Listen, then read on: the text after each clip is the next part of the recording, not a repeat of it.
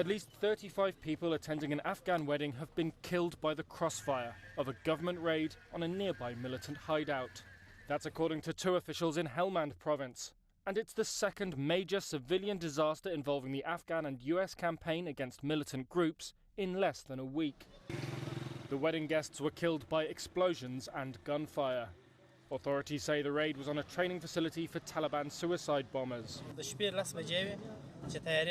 This man, whose family members were among the injured, says a plane arrived at 10 p.m. and started bombarding the wedding ceremony. The Taliban said Afghan troops backed by US forces had carried out a night airstrike followed by ground clashes, and that 18 Afghan soldiers had died. Afghanistan's defense ministry said 22 Taliban members were killed and 14 others arrested.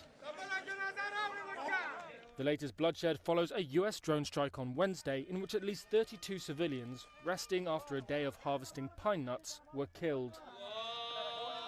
That included children. The strike in Nangarhar province was intended to hit Islamic State fighters. Don't the Americans see that these people are working and gathering pine nuts? Why do they attack workers? Senior Afghan officials said a probe was being conducted to assess intelligence failings before planning the strike. Bombings, airstrikes and ground clashes between US-backed Afghan forces and hardline Islamist groups have intensified since US Taliban peace talks collapsed earlier this month.